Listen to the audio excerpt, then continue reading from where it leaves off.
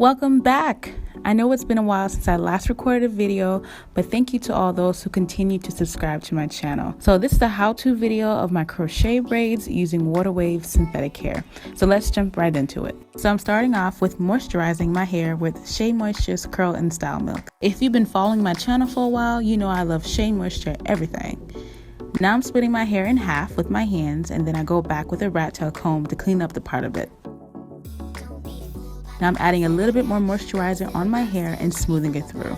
Next, I take my oil mix, which is an olive and avocado oil, to seal in the moisture. Whenever I wear protective styles, I like to saturate my hair more than usual. After I'm done with that, I continue with parting my hair. The braiding pattern that I'm using is from Bevautycanbraid. I'll link that video in the description box below.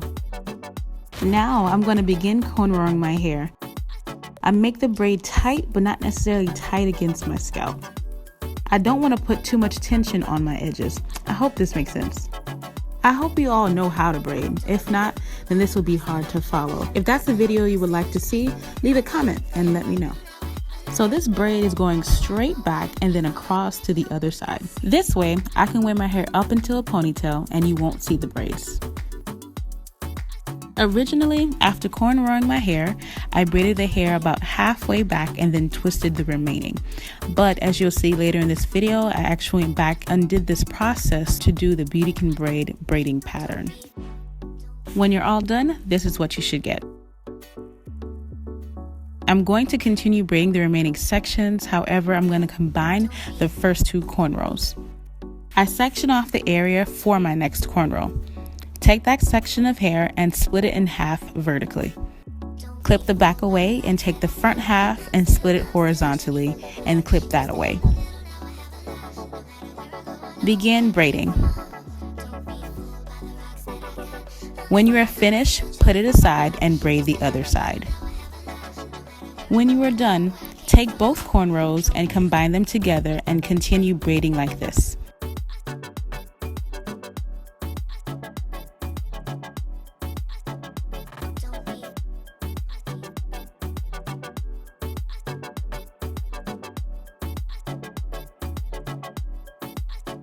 Repeat the same steps to the other side.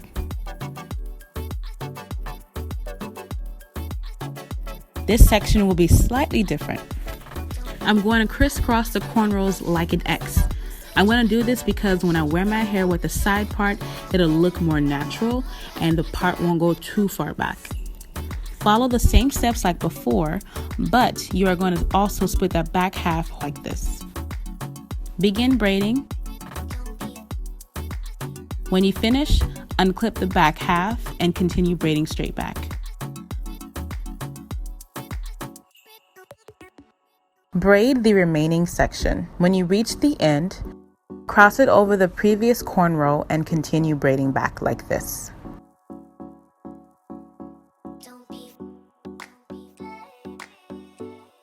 This is what my hair looked like when I was finished. But I decided to change it, like I mentioned before, because it was too difficult for me to crochet the ends of my hair into my cornrows myself.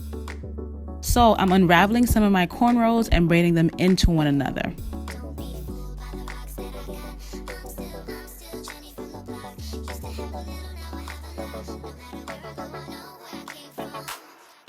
So this is what you should get when you're all done. For the last braid, I'm going to bring it to the other side of my head and loop it through another braid. Then I'm going to take my crochet needle and crochet that end of the remaining braid into a cornrow. So I didn't realize I was out of focus until the very end, so I do apologize about that, but I hope you guys get the concept. And this is the final product. This is an overview of my braids. My braids aren't perfect, but they'll definitely do the job. So like I mentioned before, I'm using the Freetress Water Wave Crochet Braids in the color 1B33 and the number 2. Remove the hair from the pack and cut the top part of the hair. The reason I did this is because I didn't want my hair to be too long, and 2, I didn't want that bend in the hair from the rubber band. So take one of the pieces of hair and separate it into smaller pieces. Once the hair is separated, twirl the hair around your fingers like this. This way you can tame down the frizziness and get a more uniformed curl. Now, doing this technique won't remove all the frizz, but enough to see a difference. This is what you should get. I separated the hair into about 6 smaller pieces when crocheting the front of my hair and about 4 pieces for the back of my hair. Continue making hair and leave it off to the side. Grab your crochet needle. If you're not familiar with a crochet needle, this is what it looks like. Take the crochet needle and slide it through one of your braids. Grab one of the strands of hair and hook it onto your crochet needle. Close the latch and then pull the crochet needle out of your braid. When you unhook the needle from the extensions, put your finger through the hole. To create a knot, take the loose hair and pull it through the hole. I like to do this about 4 to 5 times to make sure the hair is secured. When you're done, give the hair a little tug and push the knot towards the braid. Alright, let's continue the process again. Step 1. Slide the crochet needle through your braid. Step 2. Hook the extensions onto the needle. Step 3. Close the latch. Step 4. Pull the needle out of your braid and unhook the extensions. Step 5. Loop the extension into itself to create a knot. Step 6. Push the knot towards the braids. As you can see, the sides of the extensions in the front are significantly smaller than the back. I compensate the thinness of each extension by adding more hair.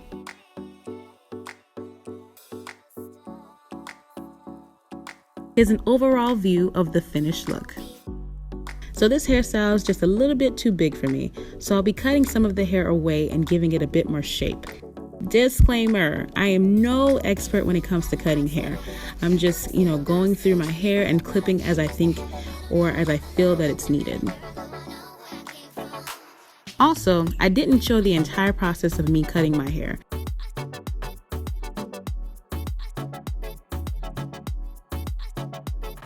Last thing is that I'm adding some mousse. So I'll be using the Shea Moisture Coconut Hibiscus Frizz-Free Curl Mousse. You can use any mousse that you have.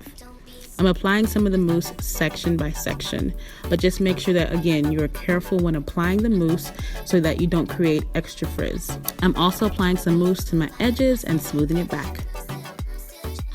Here's a close-up of my hairline. Here's a close-up of the back.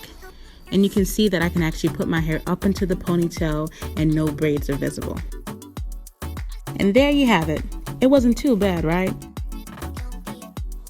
So hey beauties, I do want to add that I did cut my hair. I'll put a screenshot or a side-by-side comparison so that you can see. I wanted to cut my hair further because I felt like it was too big for my face and that my hair was like swallowing my face.